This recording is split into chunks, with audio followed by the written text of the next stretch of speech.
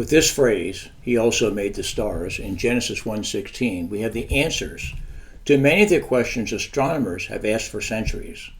How did all the galaxies, planets, moons, and stars come to be? The evolutionists must twist themselves into pretzels with exotic explanations of where all the celestial bodies came from.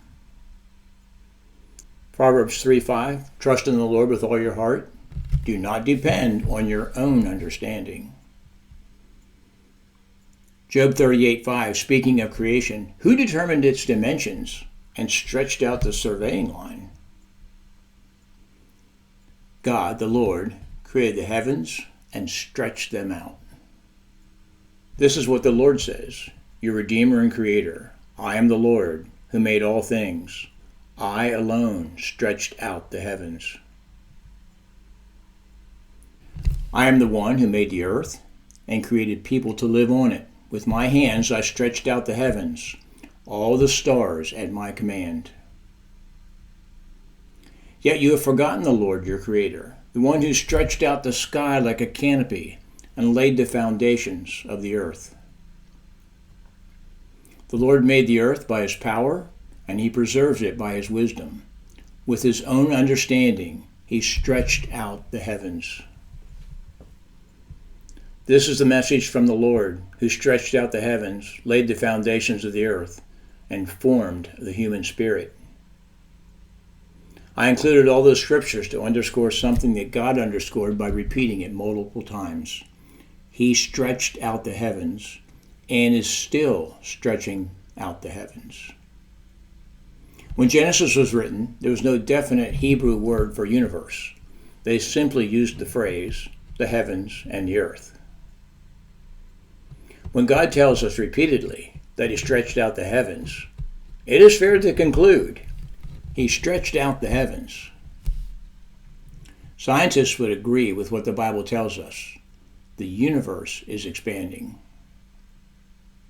Does this mean that the universe is larger today than it was on day number 1 of creation? Yes, Ken Hamon Answers in Genesis affirms this as more than a theory. For scientists without an anti-God agenda, they deduce that if the universe is expanding, then we should be able to use the speed of light and regression models to find out when it started. The Big Bang in their thinking. Such regression models are how scientists conclude that the Big Bang occurred 13.2 billion years ago.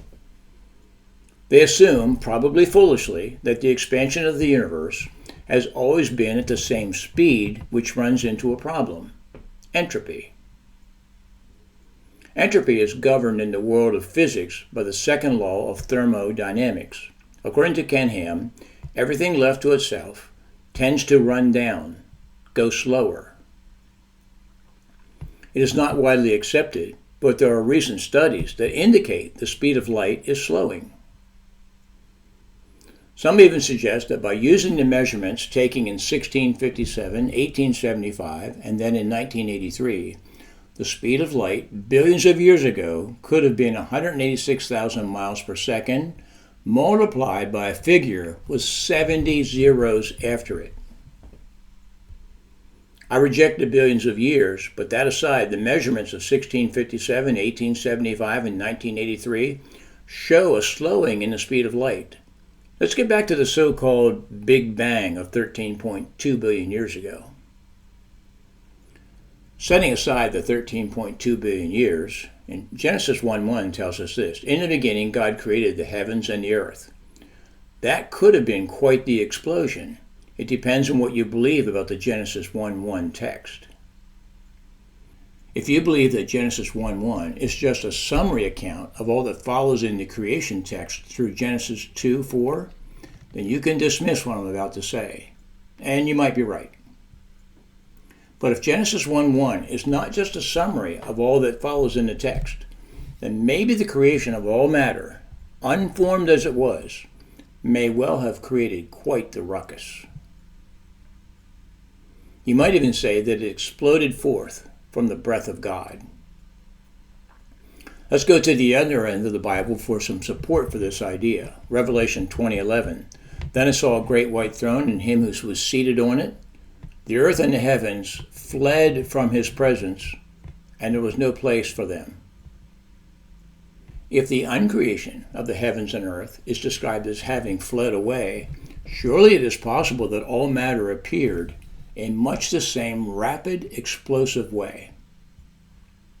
Points to ponder. God stretched out the heavens. Is the universe larger today than it was on day one of creation? Yes. Scientists would agree with what the Bible tells us. The universe is expanding. This class, and indeed the entire school, is dedicated to helping others see that God is bigger than we think and better than we know. To get to the next video, make a note of the class number for this recording. Then search for the next one. Here's a sample. If this video is number L01.1, then the next one is L01.2. And remember to like and subscribe on YouTube and follow on Rumble.